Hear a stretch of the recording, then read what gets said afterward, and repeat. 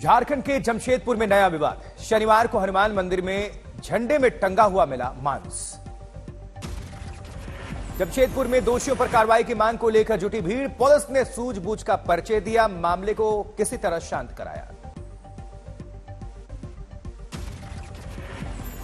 हमारे मंदिर समिति के जो कार्यकर्ता है, शनिवार के चलते जब झंडा उतारने के लिए खोल के हटा लिया जाता है। आज मांग तो यहाँ देख रहे हैं मांस टांगा हुआ है पॉलीथीन में।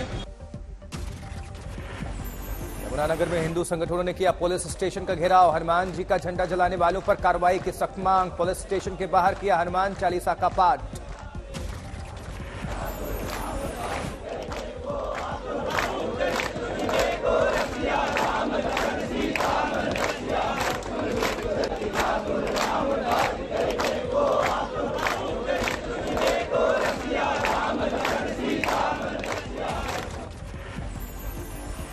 वहीं आज कर्नाटक दौरे पर प्रधानमंत्री मोदी सुबह बांदीपुर टाइगर रिजर्व जाने वाले हैं। अब से थोड़ी देर के बाद प्रधानमंत्री मैसूर में टाइगर प्रोजेक्ट के 50 साल पूरे होने पर प्रधानमंत्री जारी करेंगे बाघों का नया आंकड़ा।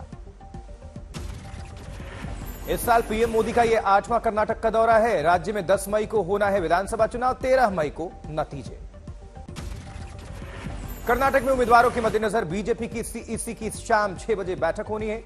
प्रधानमंत्री मोदी, गृहमंत्री अमित शाह, बीजेपी अध्यक्ष जेपी नड्डा, रक्षा मंत्री राजनाथ सिंह और बीएल संतोष बैठक में शिरकत करेंगे। वहीं सोमवार बीजेपी जारी कर सकती है कर्नाटक में उम्मीदवारों की सूची। चुनावी समर के बीच दूसरी बार रद्द हुआ राहुल गांधी का कर्नाटक दौरा। राहुल को आज कोलार में करना था प्रचार। राहुल का आज कोलार दौरा रद्द होने पर कांग्रेस नेता डीके शिव कुमार ने दी सफाई। उम्मीदवारों के नामांकन में व्यस्त होने का हवाला दिया। अब 16 अप्रैल को कोलार जाएंगे राहुल। कोलार में ही राहुल गांधी ने साल 2019 में मोदी उपनाम को लेकर दिया था विवादित बयान। इस बयान पर ही राहुल को मानहानि केस में गंवानी पड़ी लोकसभा की सदस्यता। कर्नाटक में कांग्रेस उम्मीदवार विनय कुलकर्णी पर बीजेपी ने उठाया सवाल। योगेश गोंडा मर्डर केस से कुलकर्णी का जोड़ा नाता। कांग्रेस उम्मीदवार विनय कुलकर्णी का पलटवार। कहा बीजेपी में हैं कई आपराधिक छवि के लोग, पहले उनके बारे में सोचे बीजेपी। खुद पर लगे आरोपों पर बोले अभी साबित कुछ भी नहीं हुआ। आज सुबह 11 बजे लखनऊ से अयोध्या पहुंचेंगे महाराष्ट्र के मुख्यमंत्री एकनाथ शिंदे। पहले जाएंगे पंचशील होटल। दोपहर 12 बजे सीएम शिंदे रामलला का करेंगे दर्शन। महाआरती में होंगे शामिल। हजारों शिवसेना कार्यकर्ता रहेंगे मौजूद। शिंदे ने राम मंदिर निर्माण कार्य में तेजी के लिए प्रधानमंत्री मोदी का आभार प्रकट किया। सीएम शिंदे ने कहा राम मंदिर निर्माण बाल ठाकरे का था सपना, जिसे प्रधानमंत्री मोदी ने किया पूरा। जिस तेजी से हो रहा है निर्माण कार्य, उससे अगले साल जनवरी तक मंदिर खोलने के पूरे आसार। मंदिर का निर्माण वो अयोध्या में हम आ रहे हैं, उसकी खुशी इसके लिए है, इस बात के लिए है कि राम मंदिर का निर्माण हो रहा है। सीएम शिंदे ने कहा शिवसेना और हिंदुत्व का गहरा रिश्ता है, ये कभी अलग नहीं हो सकता। बोले 2014 में मोदी सरकार आने के बाद हिंदुत्व का मान सम्मान बढ़ा। अयोध्या में 2:30 बजे सीएम शिंदे करेंगे प्रेस कॉन्फ्रेंस। शिंदे कल महाराष्ट्र की पूर्व उद्धव सरकार पर भी उन्होंने प्रहार किया। उठाया पालघर में हुए साधुओं की हत्या का मुद्दा। राहुल गांधी के सावरकर पर दिए बयान की शिंदे ने की कड़ी निंदा। 2024 में बीजेपी शिवसेना गठबंधन की बड़ी जीत का दावा किया। शरद पवार के अडानी मुद्दे पर जेपीसी मांग का विरोध करने और एनडीए से गठजोड़ की चर्चा पर बोले सीएम शिंदे, इस बारे में अभी कुछ भी कहना जल्दबाजी होगा। शिंदे ने कहा बीजेपी और शिवसेना सरकार में साधु हैं सुरक्षित। सीएम उद्धव पर साधा निशाना। बोले जो कभी घर से बाहर नहीं निकलते थे वो हमारे काम की वजह से अब लोगों से मिलने जुलने को मजबूर हैं। एनसीपी नेता और महाराष्ट्र के पूर्व डिप्टी सीएम अजित पवार ने शिंदे की अयोध्या यात्रा के प्रचार की निंदा की। कहा मैं पूजा पाठ का प्रचार नहीं करता। एनसीपी प्रमुख शरद पवार ने भी महाराष्ट्र की शिंदे सरकार और केंद्र पर किया पलटवार। कहा असल मुद्दों से जनता का ध्यान भटकाने के लिए धर्म और जाति के नाम पर डाली जा रही फूट।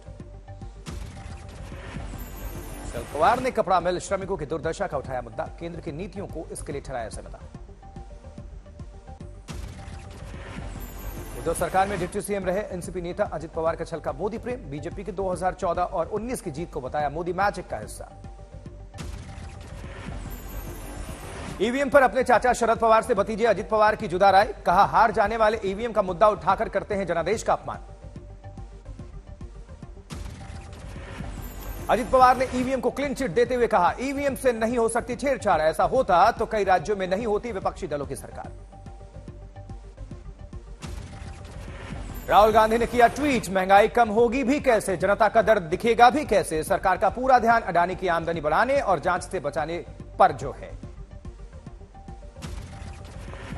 वही महंगाई पर राहुल गांधी की 2013 वर्सेस 2023 वाली जंग, ट्वीट की रेट लिस्ट, आटा चावल दाल घी तेल और गैस की जारी की सूची, 100% से भी ज्यादा बढ़े दामों का किया जिक्र। राहुल गांधी ने किया सवाल, अडानी की कंपनियों में 2000 करोड़ बेनामी पैसा किसका है। केंद्रीय मंत्री किरण रिजिजू का पलटवार, कहा राहुल गांधी की राजनीति नकारात्मक और मोदी टीम से जुड़े हर शख्स की राजनीति सकारात्मक। इंदौर में बोले केंद्रीय कृषि मंत्री नरेंद्र सिंह तोमर, राहुल गांधी की उम्र बढ़ रही है लेकिन अक्ल नहीं, कांग्रेस पर किया प्रहार, कहा लोकतंत्र में नहीं है कांग्रेस का भरोसा। गोरखपुर में मुख्यमंत्री योगी आदित्यनाथ ने अतीक का बिना नाम लिए किया प्रहार, कहा यूपी में है कानून का राज, सजा पाने वाले माफियाओं की पैंट हो रही है गीली। आज आप देख रहे होंगे उनके सामने स्वयं के जान के लाले पड़ रहे हैं, जब कोर्ट उन्हें सजा सुनाती है तो उनकी पैंटें भी गीली होती हुई देखती है, जनता देखती है कि 2024 में मुसलमानों को आकर्षित करने के लिए भारतीय जनता पार्टी छेड़ेगी कव्वाली की तान, ईद के बाद दरगाहों पर बीजेपी अल्पसंख्यक मोर्चा करेगा कव्वाली का आयोजन। कव्वाली आयोजन के दौरान बीजेपी अल्पसंख्यकों को यह बताने की कोशिश करेगी कि सरकार विकास योजनाओं में मुस्लिमों से नहीं किया गया है कोई भेदभाव। सूफी संवाद महाअभियान हमने शुरू किया है, इसको हम जन जन तक ले जा रहे हैं, पूरे देश में तमाम खानकाहों में, तमाम दरगाहों में। उधर राजस्थान में गहराया महिला से रेप और हत्या का मुद्दा, बाड़मेर में वारदात के बाद आज बीजेपी ने बुलाया है बंद। बाड़मेर में एक पड़ोसी ने महिला से रेप के बाद उस पर डाल दिया था तेजाब, अस्पताल में महिला की मौत हो गई थी। आज प्रदर्शन से जुड़ेंगे राजस्थान बीजेपी के नेता सतीश पुनिया। मेरे पास मेरे लड़के दूसरी का फोन आया था कि पापा शकूर खान ने अंदर घुसा है, बलात्कार किया है और उसके बाद में उसने वो फनील के तो बोलते क्या बोलते वो उसने ढोल के बहन को आग लगा दी। पीड़ित पिता ने आरोपी शकूर खान के लिए फांसी की सजा की मांग की है। मृतक पीड़िता के बेटे के लिए सरकारी नौकरी और 1 करोड़ रुपए आर्थिक मदद की मांग की गई है। कांग्रेस विधायक मदन प्रजापति का आरोप है संजीवनी मामले को दबाने के लिए बीजेपी दलित महिला से रेप का उठा रही है मुद्दा। हिंदू मुसलमान का मुद्दा बनाकर बीजेपी करना चाहती है ध्रुवीकरण। उधर देश में 24 घंटे में कोरोना के 6000 से ज्यादा नए मामले, 11 लोगों की जान चली जा चुकी है। कोरोना के नए वेरिएंट के दुनिया में फैलने की भी आशंका है।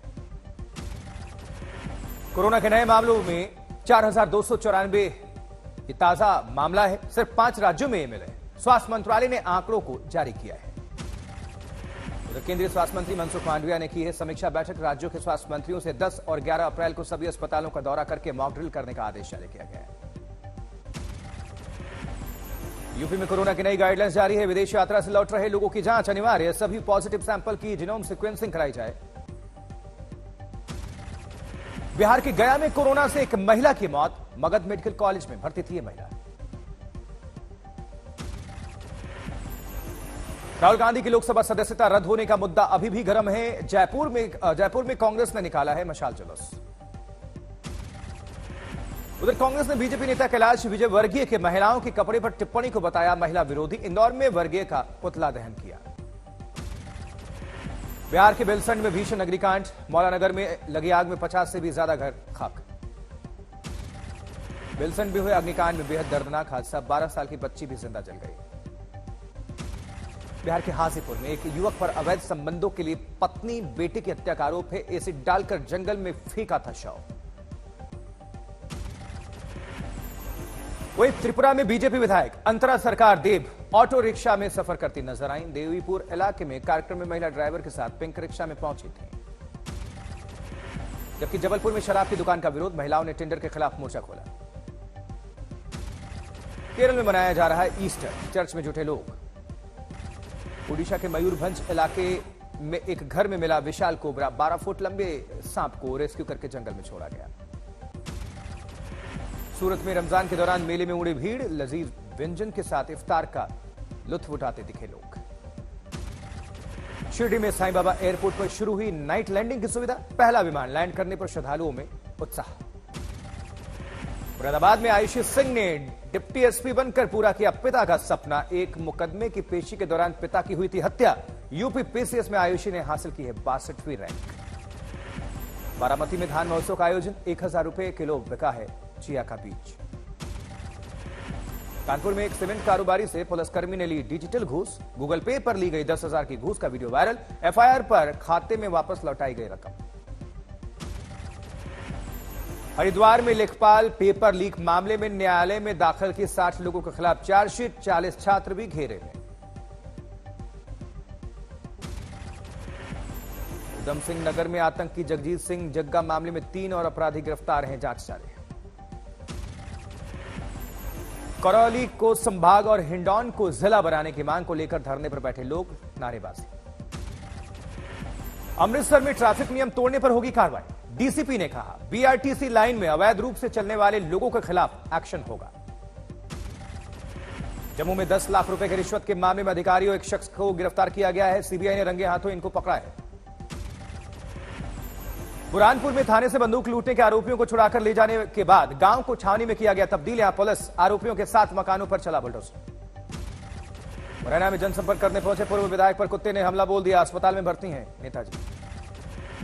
रांची के कई इलाके में बंद के दौरान सड़क जाम। आदिवासियों के पवित्र सरना झंडा को जलाए जाने का केंद्रीय सरना समिति कर रही है विरोध। राजस्थान सरकार की आबकारी नीति में बदलाव के बाद दिखा उलटफेर। शराब की कीमतों में भारी इजाफा।